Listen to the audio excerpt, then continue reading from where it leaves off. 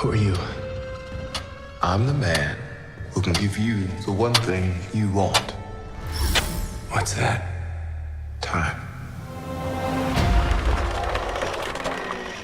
What's going on, everyone? It's Alex. Welcome back to the channel. I got a big one for you guys today because we're talking about spoilers, and more specifically for Ant-Man and the Wasp Quantumania and both of the post-credit scene leaks. As most of you know, I try to stay away from these for the projects that I'm extremely excited about, which this is one of them, but I couldn't resist these.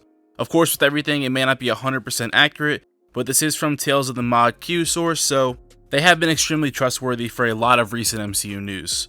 So if you like Marvel, the MCU, comics, and everything in between, subscribe to the channel. Other than that, let's get into the video. Let's go. So the first post-credit scene introduces us to the Council of Kangs. Now, if you're unaware of the Council of Kangs, or if it sounds familiar, it's because the Council of Ricks within the show Rick and Morty is supposed to be a similar concept. In fact, the writer Jeff Loveness, who wrote Quantumania and will be writing Kang Dynasty, worked on the Rick and Morty show as well. Of course, the Council of Kangs came way before Rick and Morty, but it just goes to show you the connections for the potential this has. Rick's Operation Phoenix even uses the exact same copy of Kang's cloning technology. But enough of that, let's dig a little further. So this next part of the post-credit scene is a bit spoilery about the ending, so click off if you don't want to know. But the reason we are introduced to the Council of Kangs is because they will discuss how the Kang they exiled that was in the quantum realm has been potentially killed. It's unknown really what his fate is at the moment, which in my opinion is great because we'll have to find that out, of course, when the movie releases. But the council will be led by Immortus, and it includes Ramatut, possibly the Scarlet Centurion, and more. Now, the council is mad about the events that have transpired and vowed to kill anyone who did this in order to save the multiversal timelines that they've built, which would of course be all the heroes from the main 616 universe. Now, as the scene ends, they call upon all Kangs to form a plan, and it pans out in a coliseum full of Kang variants, including a Skrull version. So if you're like me and just learned about this for the first time, this is actually crazy.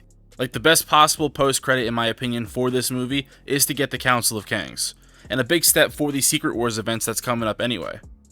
Now, in the comics, the Council of Kang is led by Prime Kang, who's essentially the main Kang, or Nathaniel Richards. Now, however, the Council is tricked by Immortus to eliminate all diverging Kangs, which would ensure that Prime Kang's destiny would lead to Immortus. Obviously, he would just kind of become himself. Now, the reason this is important is because the Kang in Loki is said to be somewhat of an amalgamation of Immortus and He Who Remains. So Immortus was right, he would eventually become Immortus, and He Who Remains was also right, because it's an ending loop of victory, one that the Avengers will have to break, but how?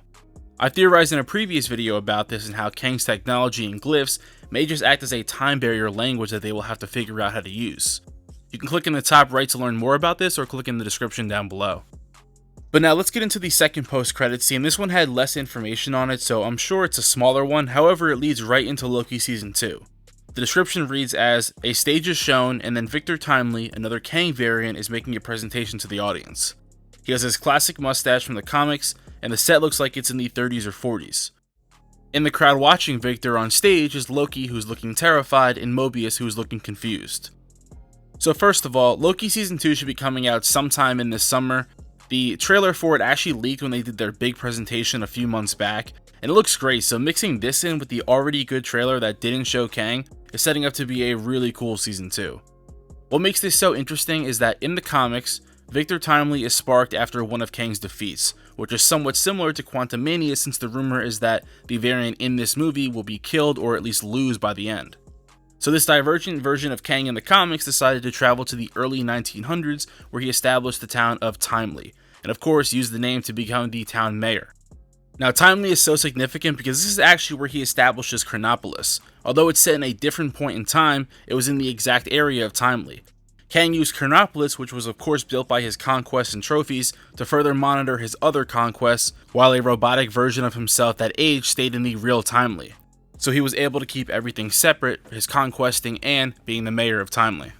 Now, a fun fact, the town was so established with robotics that Kang developed, so this would eventually lead to this being a huge technology manufacturer in the world that would even create tech used by members of the Fantastic Four and Roxxon Corporation.